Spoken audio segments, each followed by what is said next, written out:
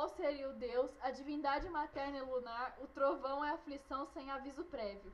A montanha seria sagrada, era como se fosse obstáculos e objetivos até a ascensão pura de sentimentos não materialistas humanos.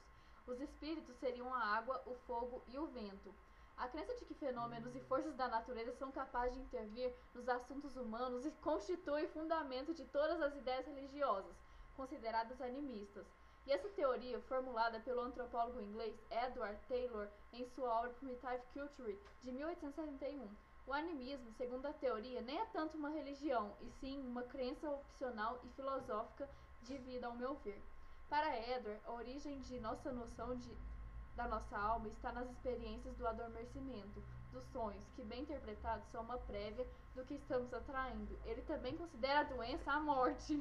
Esse princípio de vida é que o pensamento pode atuar com independência e até sobreviver ao corpo depois de sua morte, ou seja, a vida após a morte com o nosso espírito, acreditando que a alma perdura, e isso explicaria o culto e o contato com os mortos dos antepassados, chamados de necromancia ou mediunidade. O espiritismo é pura mediunidade, porém indo contra a necromania.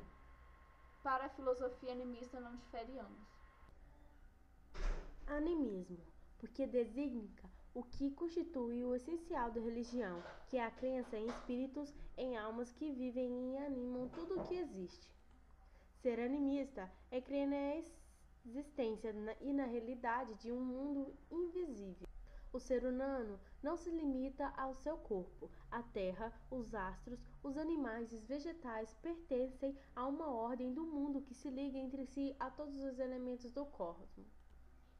A alma é uma substância porque tem um elemento de estar, potência, estabilidade e é objeto de modificações. Os elementos que compõem o conceito de substância, que é a alma, uma substância espiritual, ou seja, imaterial, e em espírito é inferida a partir de seus atos de inteligência e de autonomia que são executados sem incorporação de intrínsecos órgãos corporais.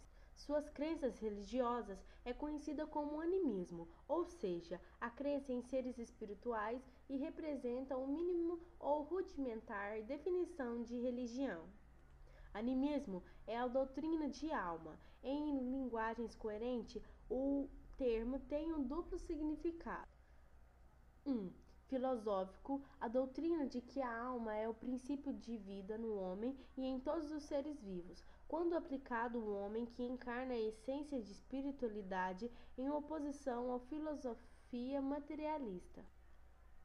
2. Etnológico, uma teoria proposta nos últimos anos para dar conta da origem e da evolução da religião.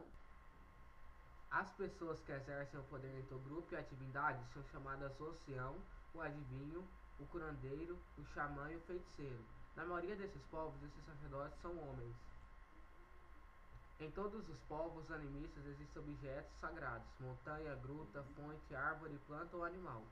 Seu poder é tão grande que exerce a distância, o ser humano não pode aproximar-se. O animismo, embora não sendo a única origem em todas as religiões, contém os elementos fundamentais do fenômeno religioso: crença em um mundo invisível e na existência da alma, distinção entre o puro e o impuro, sagrado e profano, prática de sacrifício, de ética, de obediência e de prescrições. Eles acreditam que esses espíritos podem atrair tanto coisas ruins como boas. Assim, os espíritos combatem as doenças e as secas, mas também castigam com enfermidades e tragédias. Para que os espíritos distantam de causar dano, ou para obter algum benefício que se queira alcançar por meio dos espíritos, é preciso oferecer sacrifícios aos mesmos. Assim, por exemplo, o sacrifício de uma galinha pode agradar os espíritos e se obter uma boa colheita. Amarrar um laço de cabelo, simpatia, para que um coqueiro produza bons cocos, etc. O uso de amuletos são chamados feitiços entre os animistas e muito comum, pois os animistas creem que os amuletos possuem poderes mágicos para protegê-los do mal.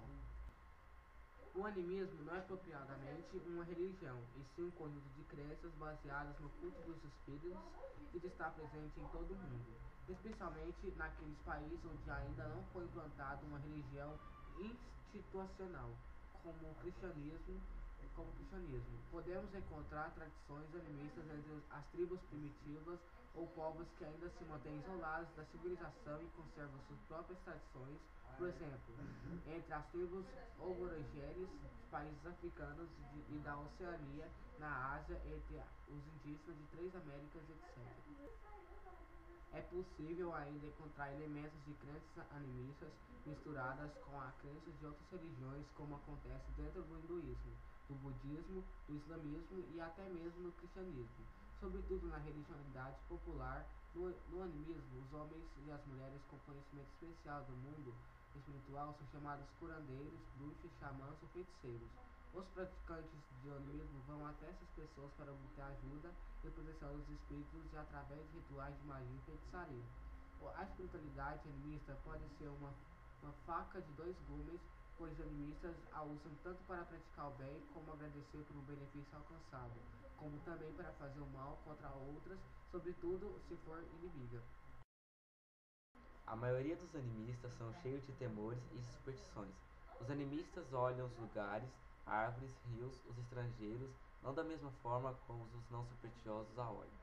Como simples coisas ou objetos, os animistas estão sempre preocupados em agradar os espíritos, e se alguma coisa acontece com alguém, pode ser castigo ou presente destes. E ainda que a ciência atribua uma causa óbvia para determinado fenômeno, isso não entra na mentalidade animista, que é uma forma de mentalidade ainda muito primitiva de ver e viver a vida. Os animistas também cultuam os espíritos de seus ancestrais, os membros da família da geração anteriores e os mortos.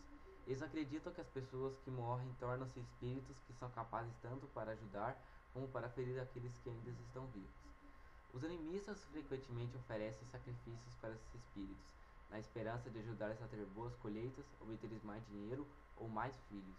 Os animistas acreditam que os espíritos de seus antepassados podem curar doenças ou outros problemas na família. Se algum animista esquecer de cultuar os espíritos ancestrais ou deixar de oferecer sacrifícios aos seus antepassados, as coisas poderão ir mal. Os animistas acreditam que serão punidos por não oferendá-los. Mas quando o sacrifício é culto animista, não dá certo. Os animistas acreditam que outra pessoa de fora ou alguém da família deve ter pecado e provocou a ira dos ancestrais. Isso gera desconfiança uns dos outros e é preciso descobrir o culpado para que éste seja punido por ter atraído o mal e ira dos espíritos. Isso é terrível porque, entre os animistas, há sempre um clima de hostilidade e insegurança, pois tudo o que acontece de ruim pode ser causa da presença de alguém que cometeu algum delito. O animismo não possui livros sagrados como o cristianismo, o judaísmo e o islamismo. As suas crenças e histórias são transmitidas de geração em geração, de pai para filho e neto, de forma oral, em forma de contos ou de ensinamentos, e também através de exemplos e das práticas ritualísticas tradicionais. O animismo possui três simples regras. Todo no cosmos tem ânima, uma disposição do espírito, toda ânima é transferível, e tudo que transfere ânima não perde a totalidade do seu ânima, mas quem que recebe perde parte ou totalidade do seu ânima, a qual será tomada pelo ânima do doador.